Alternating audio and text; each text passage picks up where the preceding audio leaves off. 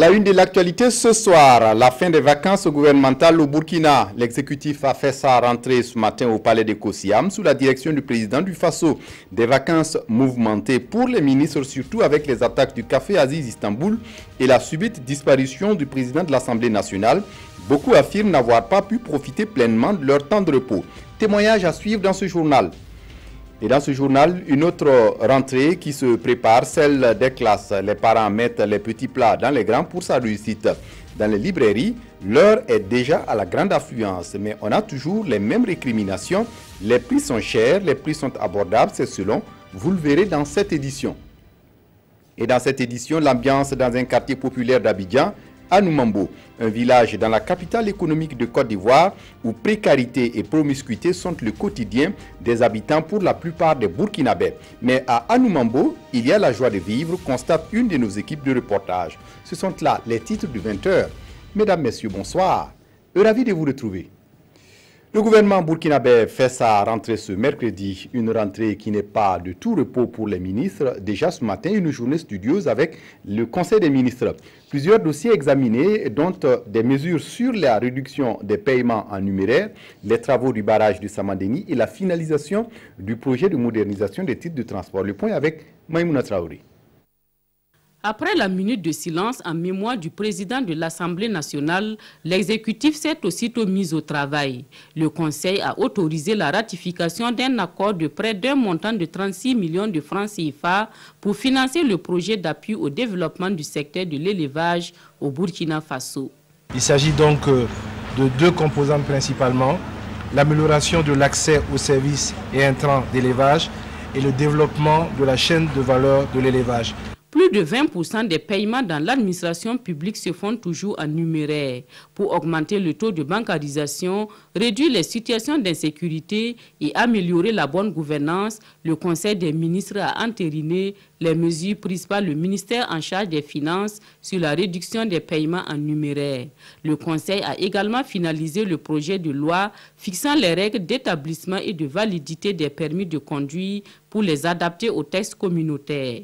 Il y a des lois qui existent, mais nous avons donc ambition d'introduire ce projet de loi à la session de notre Assemblée, afin donc de tenir compte de l'évolution institutionnelle, de la nécessité donc d'adapter nos textes au contenu communautaire, des nouveaux formats, de mieux catégoriser les permis, mais surtout donc d'avoir une limitation pour ce qui est de la durée des permis.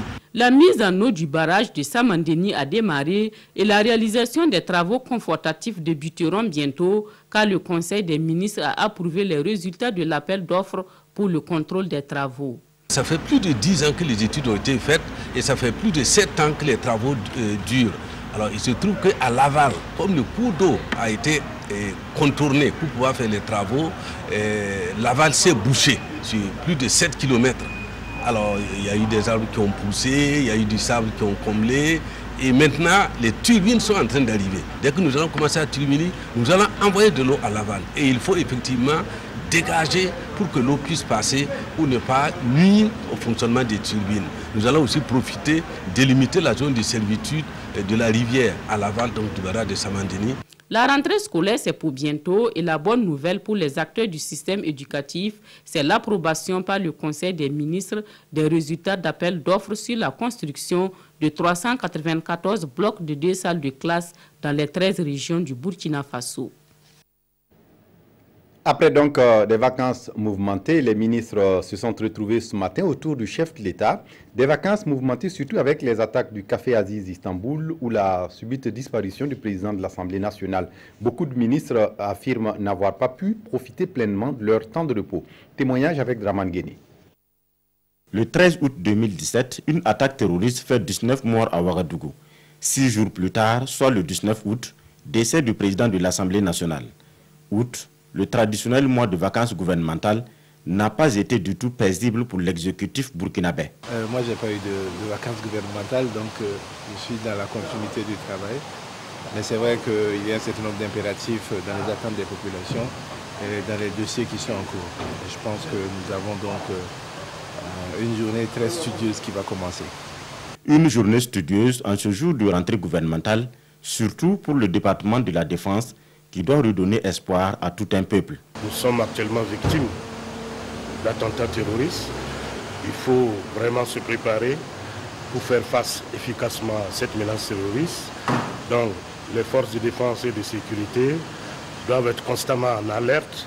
Dans la grande famille enseignement, le défi majeur est de réussir les rentrées scolaires et universitaires. C'est encore les chevauchements des années, la normalisation du cycle universitaire.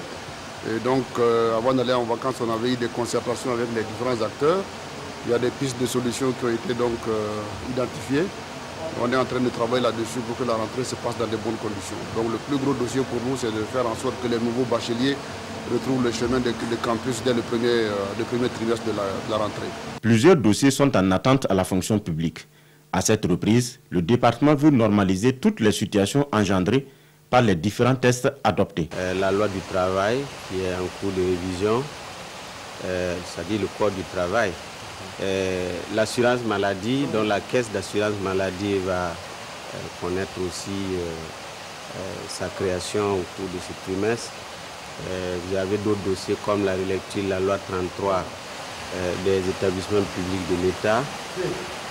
Également des dossiers importants comme la continuation de la mise en œuvre de la loi 81. Toutes ces régularisations vont sans doute engendrer des dépenses supplémentaires.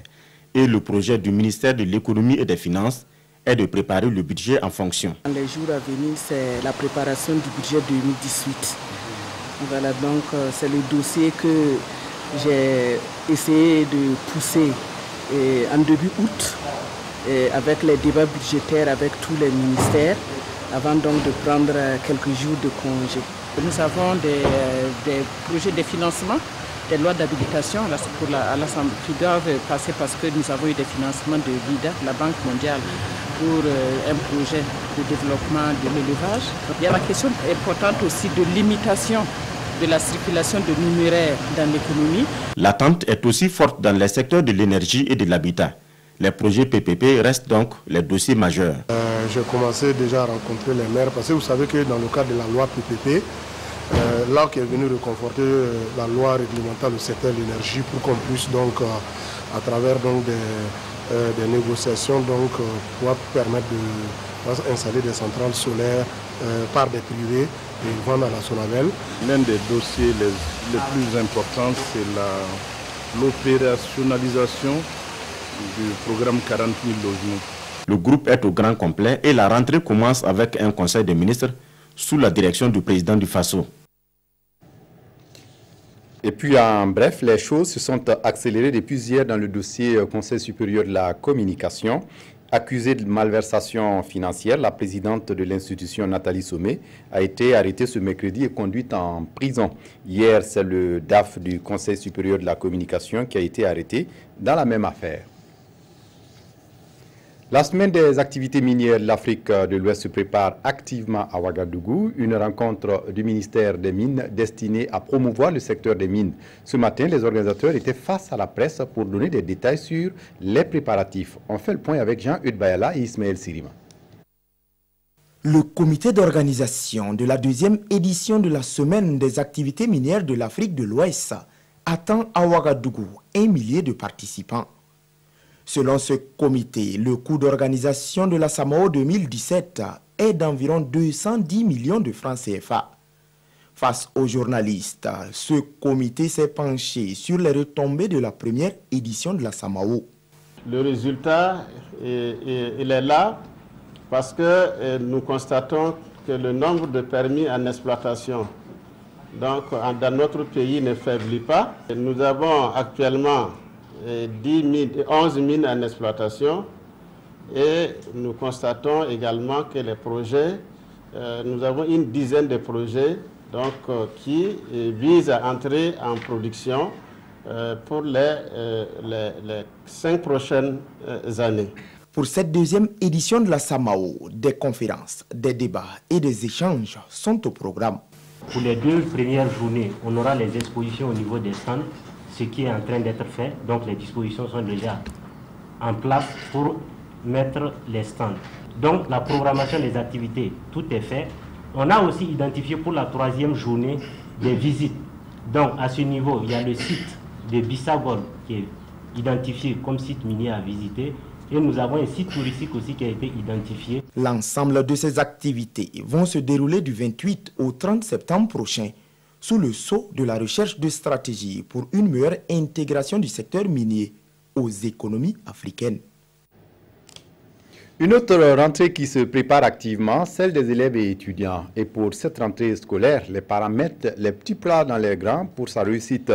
Dans les librairies, par exemple, l'heure est déjà à la grande affluence. Les parents se prennent tôt pour ne pas se laisser surprendre. On a toujours les mêmes récriminations. Les prix sont chers, les prix sont abordables, c'est selon le constat avec Vincent Tiendrebego. Dans cette librairie en plein cœur de Ouagadougou, c'est déjà la rentrée des classes. Les parents d'élèves s'activent pour l'achat des fournitures scolaires de leurs enfants. Il y a beaucoup de monde. Depuis ce matin qu'on est là, normalement on devrait fermer à 12h30, mais on continue jusqu'à 14h. Cahiers, livres, stylos. Entre prix et qualité, chacun fait en fonction des moyens de bord. Je suis venue pour prendre quelques fournitures pour mes enfants. Si tu as des enfants qui sont en âge, surtout les classes de 6e, 5e, si vous ne prenez pas les cahiers de qualité, et après les congés de Noël, ils sont obligés de reprendre les leçons dans des nouveaux cahiers. Il y a certains prix qui ont un peu haussé. Voilà, sinon c'est quand même abordable. Je suis en train de vouloir me procurer une calculatrice en même temps des cahiers. Bon, c'est cher, mais c'est un lieu où vraiment on trouve de quoi satisfaire aux enfants, quoi. Par contre, là, chez les détaillants installés aux alentours du camp Aspanga, l'affluence est tout autre. Dans une ambiance morose, la clientèle se fait toujours attendre. Vraiment, cette année et puis l'an passé, là, c'est pas la même chose. Actuellement, là, il n'y a pas marché, quoi. Pour les quelques clients sur place, la situation socio-économique du pays et la hausse des prix des fournitures sont pointées du doigt. Je suis venue acheter des cahiers pour mes enfants. Les fournitures sont disponibles, mais cette année, ça ne va pas. Il n'y a pas d'argent. Mais nous faisons le maximum pour nos enfants. Pourtant, selon les vendeurs, les prix n'ont pas changé comparativement à l'an dernier.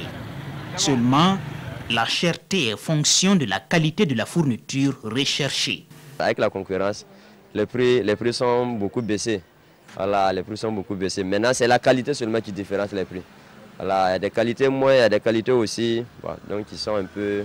Voilà, si tu veux la bonne qualité en tout cas, le prix aussi ça sera un peu truc. Par exemple, bon, il y a cahier calligraphe Polypro. Bon, ça c'est la France, donc c'est vraiment la qualité c'est bon. Bon, le prix aussi c'est... Voilà, il y a Marc Balena aussi, bon, ça aussi, bon, ça va. Tout en espérant une meilleure affluence les jours à venir, les petits vendeurs croisent les doigts. Les élèves, eux, sont attendus dans les classes début octobre pour l'année scolaire 2017-2018.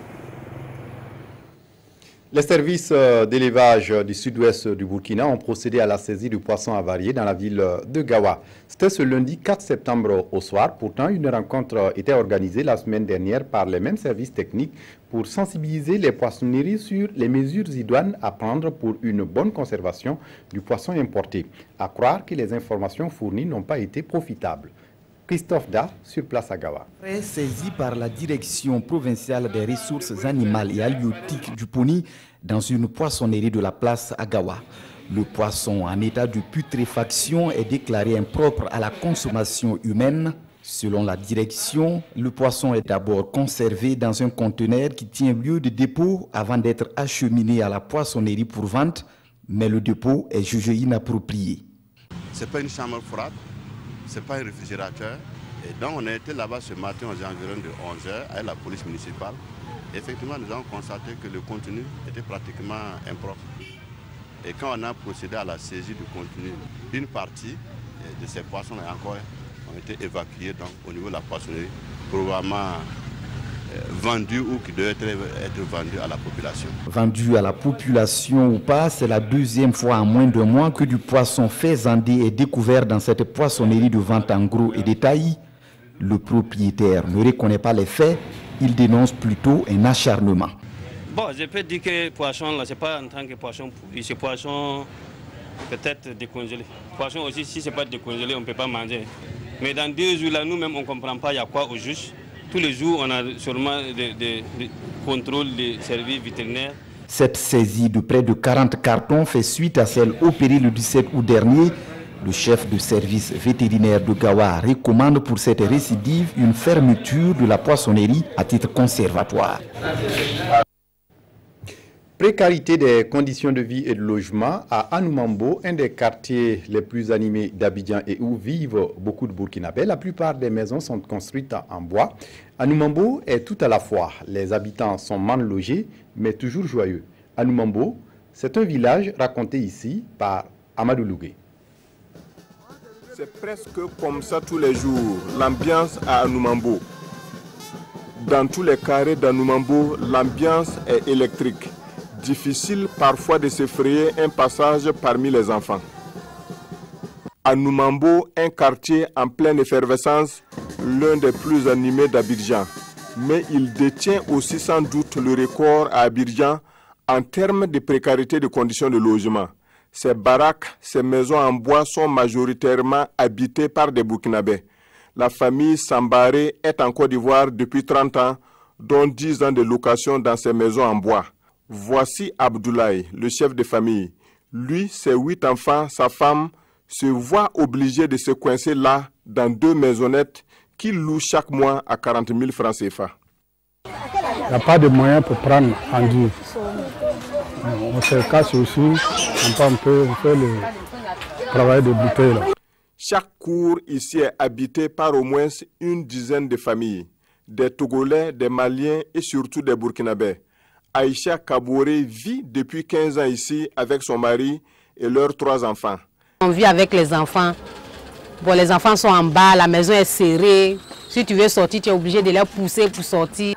Dans les cases en bois d'Anoumambo, les locataires côtoient de très près les objets d'usage de la maison, même les plus dangereux comme les foyers à gaz et les feux de bois. Les inondations et les incendies ici sont fréquents et souvent dramatiques. Cette dame en a fait les frais. Il y a 8 ans, sa première maison a été calcinée comme bien d'autres. L'endroit est aujourd'hui transformé en école primaire.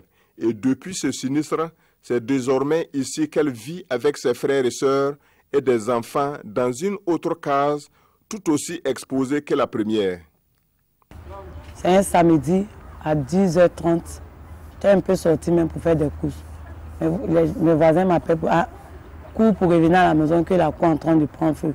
Ça a pris d'abord dans une première cour, parce que les maisons en bois sont collées, dans une première cour et dans la deuxième cour qui était chez nous. Donc, sur ce problème, jusqu'à il y a eu un mort d'homme dedans, un vieux taulet qui est resté dans l'incendie.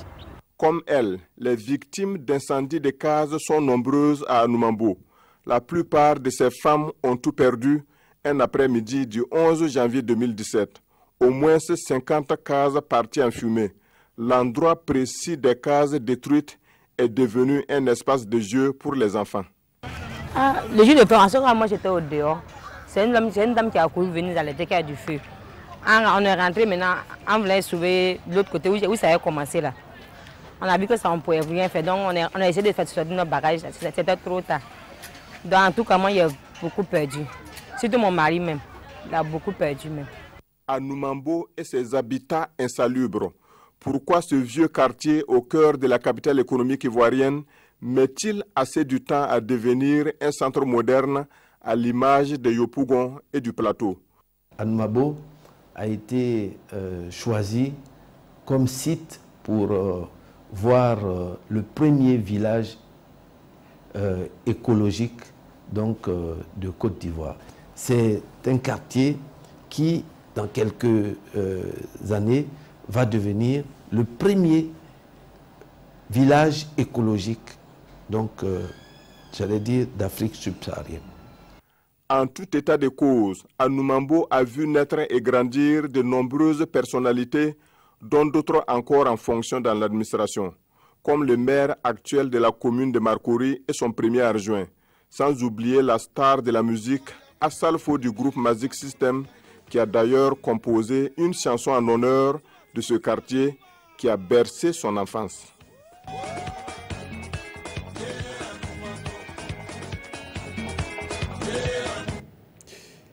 À l'étranger, la France va se doter de drones armés, a annoncé hier mardi le ministre français des Armées, Florence Parly.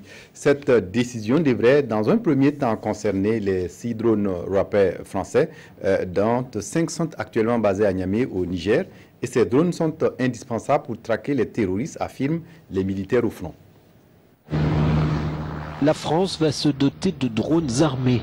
L'annonce en a été faite par la ministre de la Défense, Florence Parly, à Toulon ce mardi.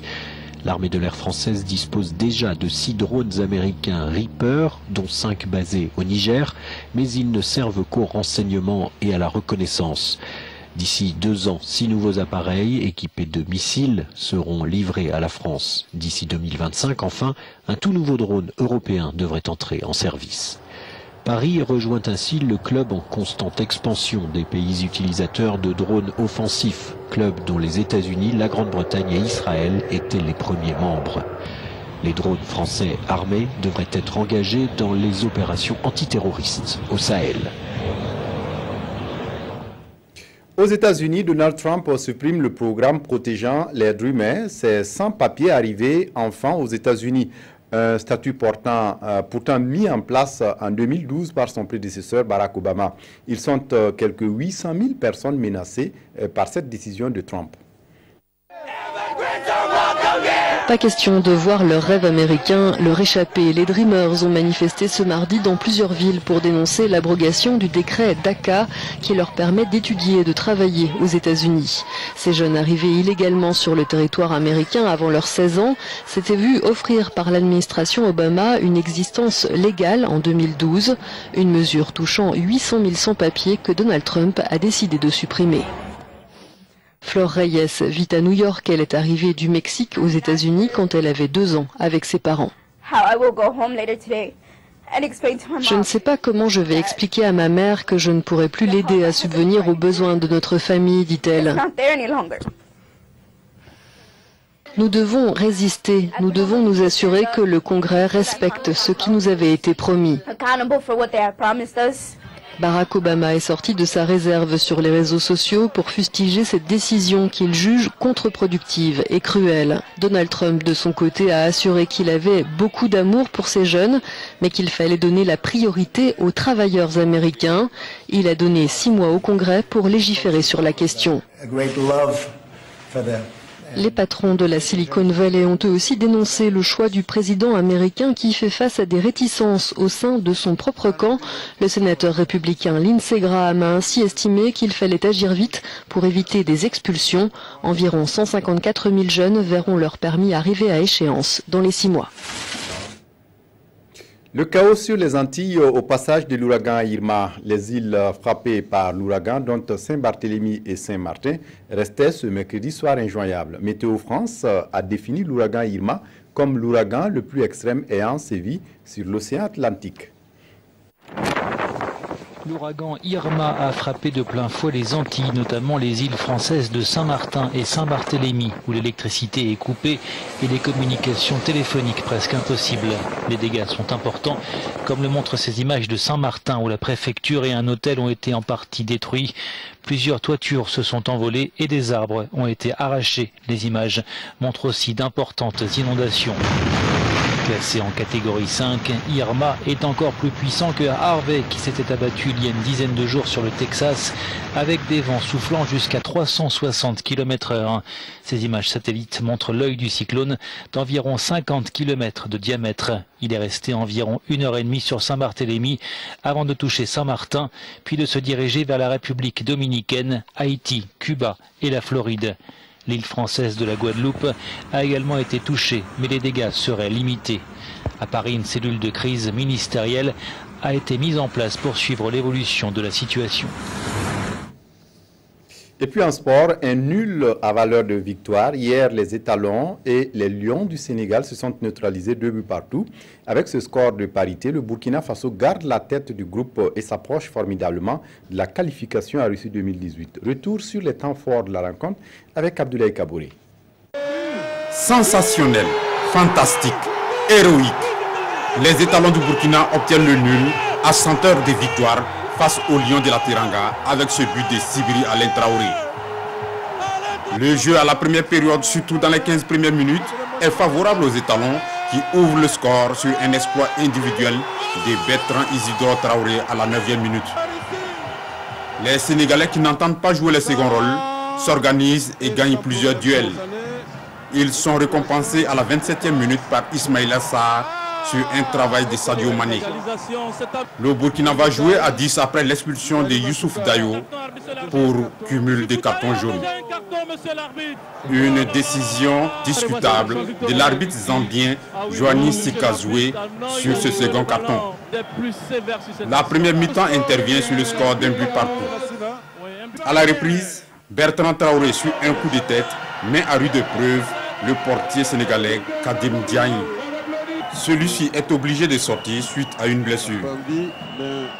Les Gaindés, Lions en langue Wolof, sachant que les étalons sont diminués en nombre, appuient sur l'accélérateur et marquent par Sadio Mané à la 75e minute. 2-1 pour les Verts. Les coéquipiers de Bakary Koné, Aristide Bansé, se révoltent. Blati Touré et compagnie résistent et font mieux. Alain Traoré sur ce coup franc délivre tout un peuple à la 89e minute. Burkina 2, Sénégal 2. Les étalons sont toujours leaders du groupe D. On a gagné un point.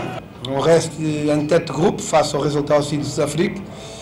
Et merci à ce public, et merci à ces joueurs. Et puis on referme ce journal avec la revue de presse des quotidiennes ce mercredi, revue de presse signée Abdourahmane Zongo. Quand un coup de pied arrêté, nous sommes dans le microcosme footballistique, ressuscite tout un pays, l'extase est totale chez les supporters burkinabés. Et n'en déplaise aux Lions Wolof, égarés depuis les tanières de la Teranga, et respectueusement assommés dans la prairie du 4 août par des étalons indélogeables dans leur groupe D et surtout aux ultimes coups de sabot mortels. Tenez, les frères Traoré font la différence, se réjouit le pays, et l'Express du Faso renchérit, les frères Traoré sauvent l'honneur des étalons. Très vite à la 8e minute, Bertrand Traoré commente l'Express du Faso, servi par son aîné Alain Traoré, précise l'Obs, surgit dans la tanière Wolof et panique des colosses défenseurs sénégalais qui l'enrhument du coup avant de leur demander d'aller se moucher par un missile de 16 mètres à ras de sol. Les Sénégalais piqués dans leur amour-propre, ajoute l'observateur, et aidés par Issoufou Dayo et Patrick Malo évasif, rêvasseur, Ismaïla Sarr, sur une passe décisive de Sadio Mané, venait de donner la réponse du berger à la bergère à la 27e minute. Un but partout. En infériorité numérique, soulignent les éditions Sidoya, et après l'expulsion de Issoufou Dayo, la tâche devient ardue pour les étalons, et puis, ils sont désormais menés par 2-1 à un quart d'heure de la fin du match, par l'entremise du virevoltant sociétaire de Liverpool, Sadio Mané, qui, en marquant, plonge le Burkina Faso tout entier dans un coma. Il fallait chercher le match nul, reconnaît l'Obs, tandis que les supporters encore croyants priaient. Et dans un ultime hennissement, la rédemption, oui, le miracle une fois de plus, insiste aujourd'hui au Faso, viendra d'Alain Traoré à la 89e minute sur un coup franc victorieux. Et au finish, le pied gauche magique d'Alain Traoré oxygène intégralement le Burkina Faso et transforme le Sénégal en un cimetière. Lisez-en vous-même. La revue de presse, c'est bien sûr Abdourahmane Zongo. C'est tout pour ce journal. Merci de votre attention. Très bonne suite de programmes sur la RTB. Au revoir.